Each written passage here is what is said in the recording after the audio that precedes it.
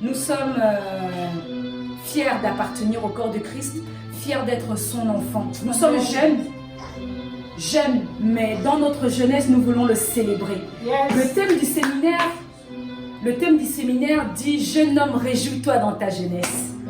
Ah Seigneur, Seigneur mon Dieu, aujourd'hui je veux te dire combien je t'aime. Je veux te dire combien, même dans ma jeunesse, je te célèbre. Amen. À mon niveau, avec mes talents, avec ton talent, toi aussi tu peux le célébrer. Amen.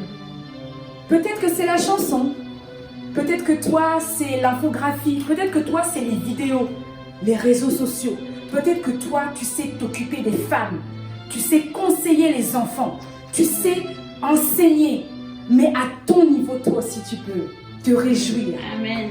Te réjouir pour le Seigneur dans ta jeunesse. Tu peux donner ton talent à Dieu. Comme moi. Moi, c'est la chanson. D'autres, c'est autre chose. Alors, cet après-midi, je t'invite à le célébrer. Je t'invite à l'honorer, à le danser.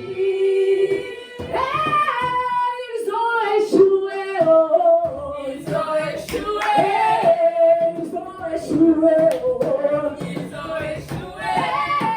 Ils ont échoué. Oh, ils ont échoué. Ils ont échoué. Oh, à cause de mon Jésus, ils veulent me tuer. Oh, à cause de l'évangile, ils veulent me tuer. Oh, ils ont envoyé le corona, ils ont échoué. Oh, ils ont échoué. Ils ont échoué. Oh, à cause de Jésus-Christ, ils veulent me tuer. Oh, à cause de ma foi, ils veulent me tuer. Oh, ils ont envoyé la maladie, ils ont échoué. Oh, ils ont échoué. Ils ont échoué. Oh, ils ont échoué. Ils ont échoué. Oh, ils ont échoué. Ils ont échoué. Ils ont échoué. Ils ont échoué.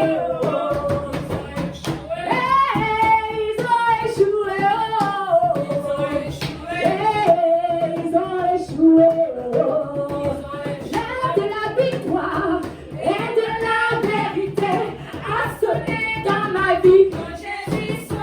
Moi je dis, l'heure de la victoire et de la vérité a sonné dans ma vie que Jésus soit loué. Moi je dis, l'heure de la victoire et de la vérité a sonné dans ma vie que Jésus soit loué. Moi je dis, l'heure de la victoire et de la vérité a sonné dans ces lieux que Jésus soit loué. Alléluia. Alléluia. L'Éternel siège au milieu de sa louange. Quand tu loues comme ça, tu pries 3 fois. Jésus, Jésus, nous t'appelons Jésus. Oh Jésus, nous t'appelons dans ces lieux. Jésus, Jésus,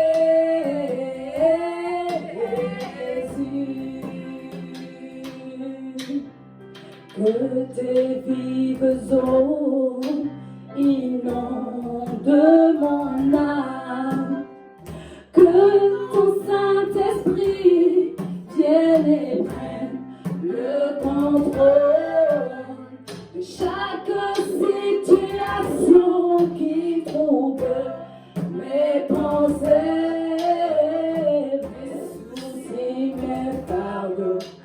À tes pieds, je les pose, Jésus. Jésus, Jésus.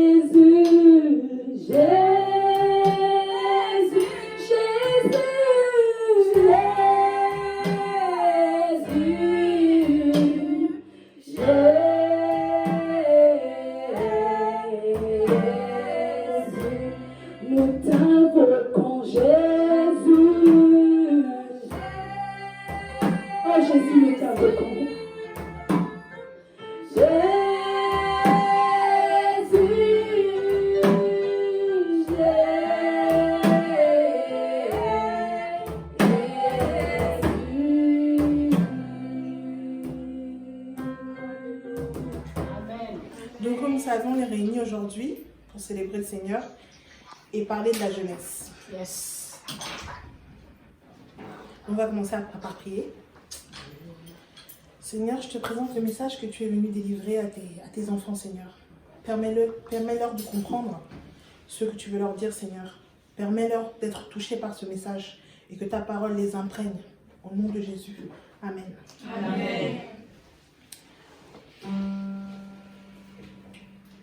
Donc on va commencer par prendre nos Bibles. Dans Ecclésiaste 11, verset 9.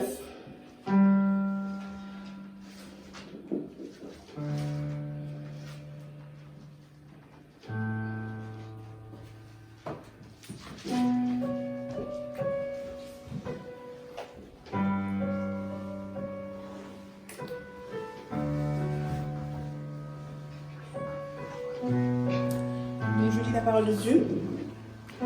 Jeune homme, réjouis-toi dans ta jeunesse. Livre ton cœur à la joie pendant les jours de ta jeunesse.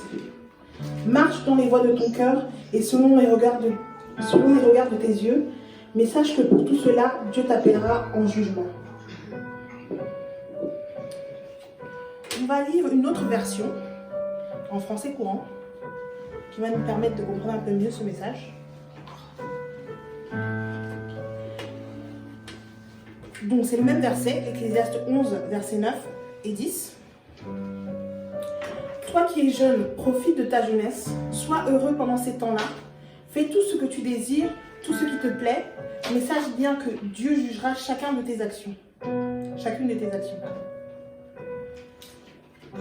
Donc, dans ce verset, le Seigneur nous met en garde. Il nous met en garde en nous disant que c'est vrai, vous êtes jeunes. Il nous a donné le libre arbitre, c'est-à-dire il nous a permis de choisir ce que l'on veut faire, ce que l'on a envie de faire. Il nous a permis de choisir tout ce qu'on a envie de faire, mais il nous exhorte à faire les bons choix, à profiter de notre jeunesse, mais dans un bon sens. Parce que malheureusement, de nos jours, quand quelqu'un te dit qu'il est jeune, c'est pour justifier ses mauvaises actions, on va dire. Ou bien pour justifier le fait qu'il va en boîte, ou qu'il boit excessivement, ou qu'il fume. Il va te répondre simplement, je profite de ma jeunesse, je suis jeune. Mais être jeune ne veut pas dire faire n'importe quoi.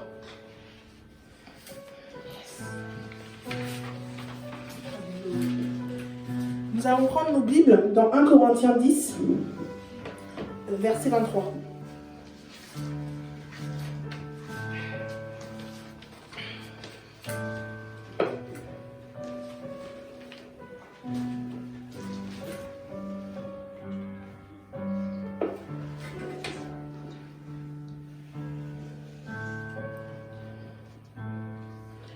Donc ce verset nous dit tout simplement, tout est permis, mais tout n'est pas utile.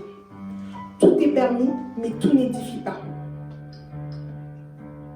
C'est-à-dire que dans toute chose, on peut faire ce qu'on veut, on peut tout faire, mais il reste des limites.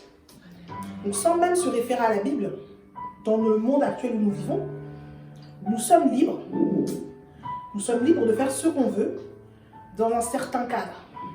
C'est-à-dire qu'il y a quand même des lois, il y a quand même des limites pour que chacun puisse vivre en paix, puisse cohabiter avec ses voisins, par exemple, ou au travail, dans la vie de tous les jours, quoi. Tout est permis, mais tout n'est pas utile. Donc je peux être jeune, je peux sortir, je peux profiter de ma vie sans pour autant faire n'importe quoi. J'ai le droit de sortir, j'ai le droit de sortir. Dieu me permet ce choix. Mais est-ce que ce choix veut dire que je vais prendre cette sortie pour aller fumer ou pour aller me droguer? Je peux prendre ce choix et dire que non. Moi, j'ai décidé de ne pas faire ces choses-là. Parce que Dieu nous dit également que nous faisons partie de ce monde, mais nous ne sommes pas d'ici. Amen. Amen. Amen. Donc, on peut tout faire. Prêche. On peut tout faire. On a le choix et la liberté de tout faire. Parce que Dieu, dans sa souveraineté, il est aussi démocrate. Et il nous laisse le choix et le libre arbitre de faire tous les choix qu'on veut. Et c'est à nous que revient la responsabilité de choisir de faire du bien ou de faire du mal, de l'écouter ou de ne pas l'écouter. Donc voilà. Amen. Quand on dit qu'on est jeune, souvent on se dit qu'on a le temps. On se dit qu'on a le temps. Et donc qu'on pourra faire ça, ces choses-là après, ou on se reprendra plus tard, ou on pensera à Dieu après. Et je parle en connaissance de cause. J'ai 25 ans. Yes. Et franchement, je peux vous dire qu'il y a quelques années, j'ai toujours cru en Dieu, bien sûr. J'ai toujours eu la crainte de Dieu, mais je me disais, oui, quand j'aurai l'âge de ma mère, je ferai comme elle. C'est-à-dire que bon, quand je serai un peu plus âgée, je penserai à Dieu, je me repentirai. De toute façon, les miséricordieux. Sauf que je ne détiens pas ma vie. Je ne détiens pas le souffle de vie. C'est-à-dire que j'ai la grâce aujourd'hui d'être encore en vie, mais il y a certaines personnes qui se sont couchées en se disant la même chose que moi, et ils ne se sont pas réveillés. Ou ils sont sortis en prenant le choix et la décision d'aller en boîte ou d'aller s'amuser avec des amis. Et ils ont fait des accidents où ils sont décédés à ce moment-là, en faisant le mauvais choix. Donc effectivement, être jeune, c'est souvent synonyme d'avenir, de se dire qu'on a le temps, qu'on peut faire certaines choses. Mais il faut garder en tête que le seul maître de notre destin, c'est Dieu. Amen. Et chaque fois qu'on se réveille, c'est une grâce, ce n'est pas un acquis. Et encore plus aujourd'hui qu'hier, on se rend compte qu'en un claquement de doigts, on peut perdre la vie. En un claquement de doigts, on peut perdre la vie à tout âge. Avec cette histoire de coronavirus, au début, on disait que les enfants n'étaient pas touchés. Mais on a pu voir que des enfants ont été touchés. Des personnes âgées, des personnes de tout âge, qui partaient de chez eux pour aller au travail ou aller faire les courses et qui sont tombés malades et en peu de temps ont été emportés. Donc, on doit garder en tête qu'on n'est pas maître de notre destin. On a le choix, c'est vrai. On a le choix, c'est vrai. Et il ne tient qu'à nous de prendre les bonnes décisions et de donner notre vie au Seigneur pour être prêt à tout moment. Parce que s'il te rappelle aujourd'hui, qu'est-ce que tu vas lui dire? Oh non Seigneur, j'avais le temps, j'étais jeune. Oh non Seigneur, mais j'étais en boîte, tu vas me dire quoi? J'ai le droit. C'est pas écrit dans la Bible qu'on doit parler en boîte. Oh, c'est pas écrit dans la Bible qu'on doit pas fumer ou qu'on doit pas se droguer. Mais dans la Bible, il est écrit que ton corps est le temple du Saint-Esprit. Alléluia. Amen. Donc, tu ne peux pas apporter dans le temple du Saint-Esprit des substances nuisibles. Amen.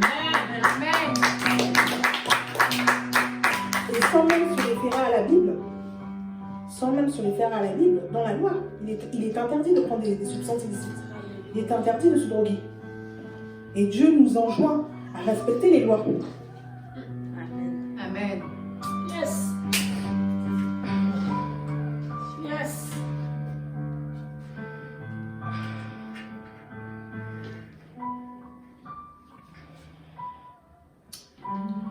Nous allons prendre notre Bible dans Deutéronome 30, verset 19.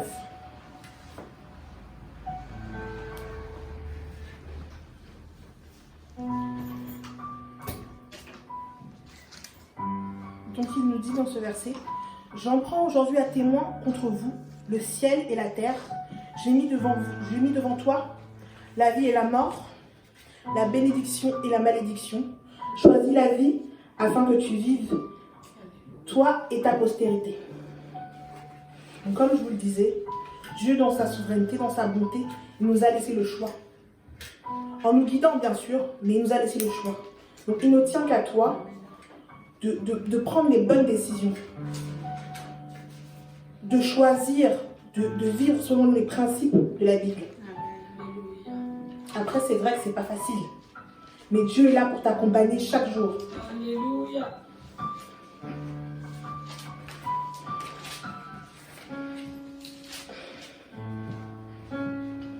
Parce qu'on ne sait pas quand est-ce que sera notre dernier souffle. Certains se disent que oui, bon, quand je vais mourir, juste avant de mourir, je dirai pardon et puis j'irai au ciel. C'est vrai que Dieu est miséricordieux et qu'on peut se repentir à tout moment. Mais comme tu ne sais pas quand est-ce que tu vas partir, maintenant si tu pars dans ton sommeil, ou bien tu pars en traversant la route là, tu sors de chez toi, tu traverses la route, une voiture te fauche. Qu'est-ce que tu vas dire au Seigneur? Toi qui sais, parce que d'autres ne savent pas, d'autres n'ont pas cette chance.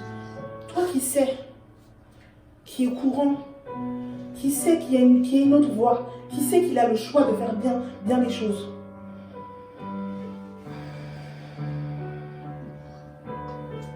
Et nous allons prendre Jean verset 3, chapitre 3, pardon, verset 16. Ce verset nous dit « Car Dieu a tant aimé le monde qu'il a donné son Fils unique, afin que quiconque croit en lui ne périsse pas, mais qu'il ait la vie éternelle. » Amen. Donc c'est simplement pour te dire que Dieu t'a tellement aimé qu'il a sacrifié son Fils, qui est venu sur cette terre pour prendre tous tes péchés, pour te nettoyer et pour te donner la chance de vivre bien et après cette vie, d'avoir une vie encore meilleure à ses côtés. Donc aujourd'hui, il faut réaliser que jeunesse n'est pas synonyme de n'importe quoi. Amen. N'est pas synonyme d'abus, n'est pas synonyme de débauche. Amen. Tu peux être jeune et aller sortir avec des amis sans pour autant consommer des substances illicites, sans pour autant boire de l'alcool à outrance, sans pour autant enfreindre la loi, sans t'habiller indécemment. Tu peux être jeune et profiter de ta jeunesse sans faire n'importe quoi.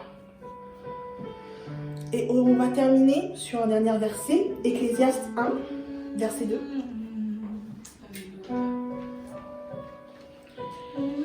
Donc ce verset dit « Vanité des vanités », dit l'Ecclésiaste, « Vanité des vanités, tout n'est que vanité. » Amen. C'est pour te rappeler que toute chose ici-bas est périssable. Que quand tu vas partir, tu ne partiras avec rien, avec personne et seul. Tu répondras toute seule de tes actes devant Dieu. Et tu n'emporteras rien avec toi. Ni ta voiture, ni ton argent, ni ton boulot, ni ton petit copain. Tu n'emporteras rien.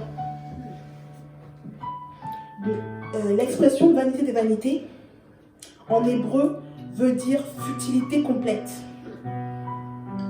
Donc pour bien que tu comprennes, ça veut dire que vraiment, tout ici-bas retournera à la poussière d'où elle est venue. Alléluia. Donc prends conscience aujourd'hui, jeune, c'est bien, c'est beau.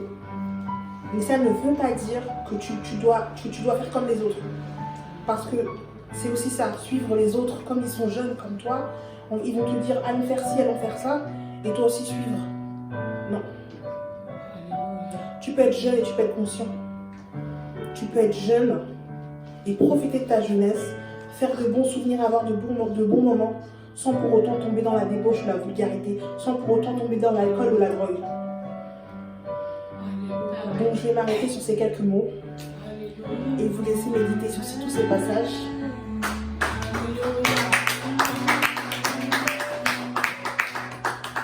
Seigneur, je te remercie pour tous ces mots, pour tous ces mots que tu nous permets d'entendre, Seigneur. Seigneur, permets à ton message de toucher les cœurs des gens, Seigneur. Permets à chaque personne de comprendre et de réaliser, Seigneur, le message que tu veux lui faire passer. Seigneur, je te présente la jeunesse, Seigneur, de ce monde. Seigneur, étends ta main, Seigneur. pour qu'ils puissent ouvrir les yeux. Révèle-toi à eux, Seigneur. Au nom de Jésus. Amen. Amen.